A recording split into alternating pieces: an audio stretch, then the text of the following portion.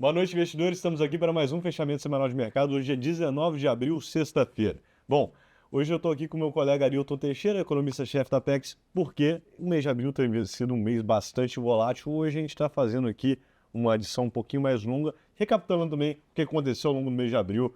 Teve fortes movimentos de mercados, né? A gente teve problema em dois campos aqui. Primeiro, no campo econômico, né? Puramente mercado e economia, e segundo, no campo geopolítico, né? E essa confusão toda começou lá no início do mês com os dados de atividade e inflação americana, não é, Arilton? É isso aí. Boa noite aí, Diceu. Boa noite a todos. Vamos começar então fazendo essa revisão aqui. O mês de abril está sendo marcado no termos econômicos por dados dos Estados Unidos mostrando duas coisas. Primeiro, a economia americana está acelerando o crescimento. Segundo, a inflação americana parou de cair, teve até repiques.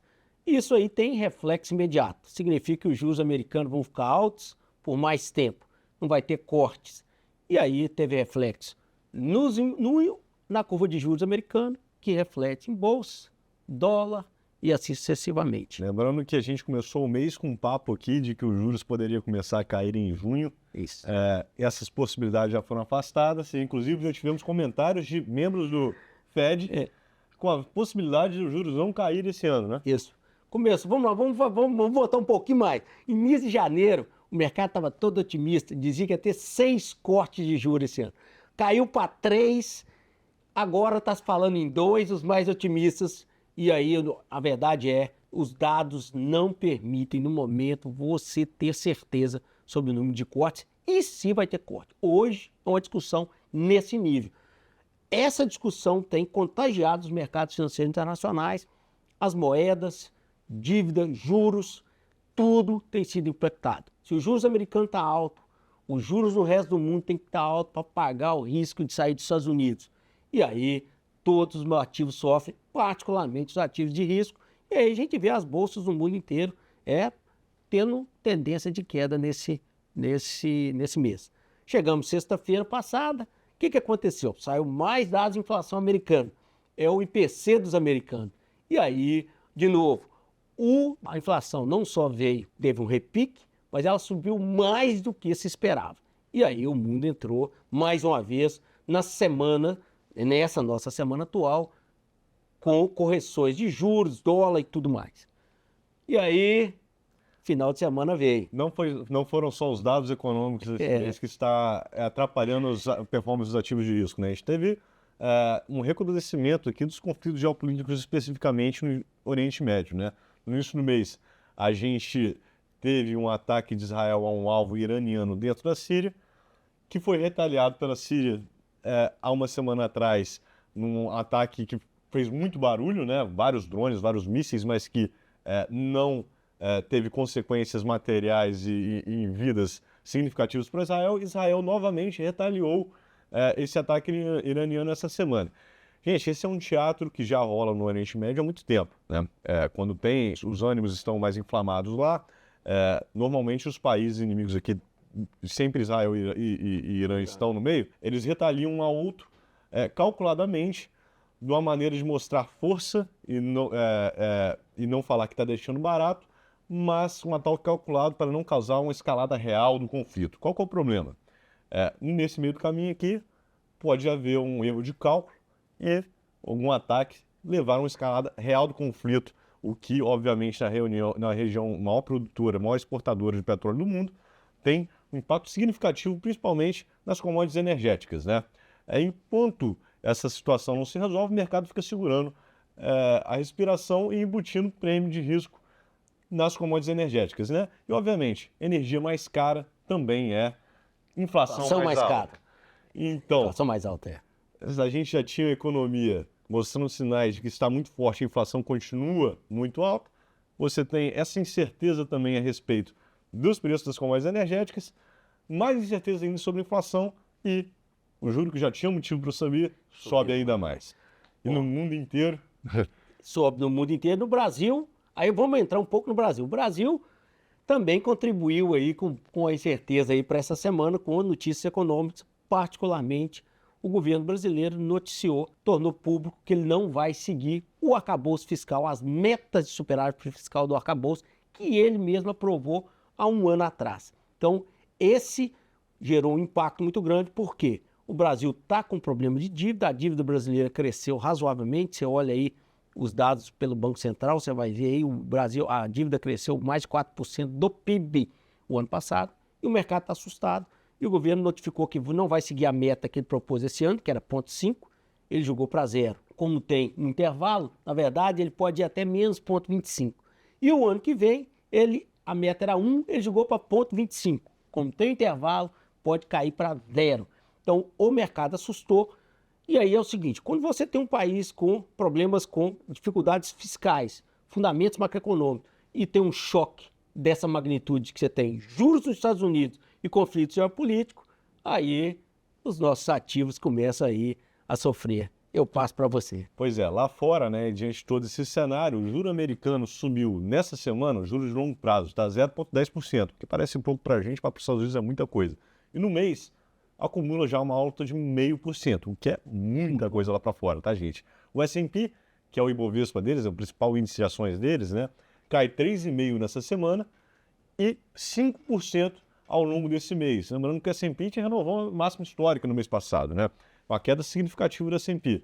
A gente não ficou muito por fora, tá? O dólar subiu contra todas as moedas do mundo, inclusive o Brasil. E aqui no Brasil a gente teve alta também dos juros de curto prazo, tá? 0,30% nos juros de curto prazo, já eliminando cortes da Selic nesse ano, né? Basicamente o que a curva está dizendo para a gente é que a gente vai ter mais um corte de talvez 0,50%, mais provável 0,25%. E encerrando o ciclo por aí. E o juro longo também subiu bastante, tá? Nessa semana, quando subiu 0,60%, mas no mês subindo 0,5%. Deu uma aliviada, tá? Porque chegou a subir 1%. Vamos lá, tem que lembrar que no meio disso, o Roberto Campos, que é o presidente do Banco Central, fez uma declaração lá. Eu acho que, obviamente, ele tinha que alertar o mercado, que diante de todas as incertezas da volatilidade, talvez não fosse possível cumprir o que ele prometeu na última reunião, que é a redução de juros de 0,5. Isso foi também mais uma informação que veio ao mercado e abalou os ativos aí, os preços dos ativos de risco. Tá? De novo, fez porque era necessário, tendo em vista a incerteza. O mercado já começa agora, como você falou, a precificar. Será que vai ser 0,5, 0,25 ou 0? É possível fazer isso nesse momento? Ainda não. Nós temos aí 2 semanas aí até a próxima reunião. Nós temos que ver se essa situação de incerteza e de estresse, ela se mantém ou se ela reduz o estresse. E aí o Banco Central pode tomar uma decisão com dados e com mais clareza assim que nós nos aproximamos aí dessa reunião, que é o final desse mês e início do próximo.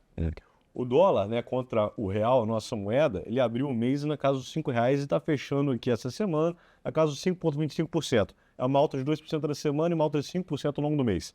Não é uma performance muito ruim quando comparado aos pares, tá? O dólar teve esse comportamento basicamente contra todas as moedas do mundo. Quando há essas situações de estresse, principalmente geopolítico, todo mundo foge para os Estados Unidos, o ativo mais, o mercado mais profundo, o mercado mais líquido, o mercado mais sólido. O Bovespa teve uma performance surpreendentemente positiva quando a gente compara com o resto do mundo.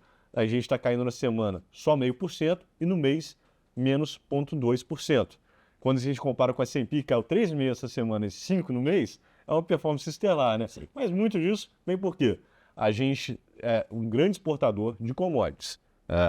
A Petrobras, que é a maior empresa do índice hoje junto com a Vale, ela subiu só nessa semana 4,5%. E ao longo do mês subiu 9%. Obviamente, um cenário de petróleo mais caro, a Petrobras, que é exportadora líquida de petróleo, se beneficia e com isso as ações reagiram positivamente, segurando o índice. Outro setor que também ajudou essa performance no relativo positivo da Bolsa foi o setor de materiais, né? Vale, CSN, materiais metálicos, né? Que subiu nessa semana 1% e no mês está quase no 0 a 0 ali, caindo cerca de 0,5%. O restante da Bolsa, que está mais suscetível a essa dinâmica mais ruim de juros, sofreu bastante. As small caps caíram cerca de 3% essa semana e no mês está com uma queda de 7,5%, 8%. O setor imobiliário, que é muito suscetível aos juros, caiu 4,5% essa semana e 11% no mês. Bom, e para a semana que vem, Arilton, o que a gente tem? Vamos lá, semana que vem, para não perder aí, não deixar de cair a emoção, nós temos uma semana aí com bastante dados também, importantíssimo. Na quarta-feira tem os dados do PMI, que é um indicador importante aí dos principais países. Estados Unidos, na zona do euro, Reino Unido, Japão, a mostrar se a economia americana, que o mercado quer saber, continua acelerando ou não. E aí vamos para quinta-feira, saem os dados do PIB americano do primeiro trimestre. O PCE, que é o índice de preço que o Banco Central usa, o PCE trimestral também sai. De novo, todo mundo quer saber, simples, a inflação está caindo e o PIB está crescendo menos. Essa é a leitura que o mercado quer ver. Na sexta-feira tem o PCE também, que é o mesmo índice, só que ele é mensal. Então, de novo, o que nós queremos saber? Se a inflação continua caindo, se ela voltou a cair, se ela acelerou. A ideia é, o mercado quer ver se há ou não possibilidade de queda de juros esse ano.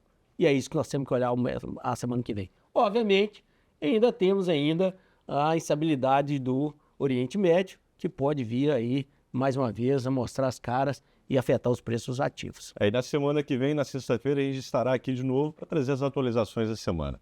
Forte abraço, um bom final de semana a todos. Forte abraço a todos e até a semana que vem.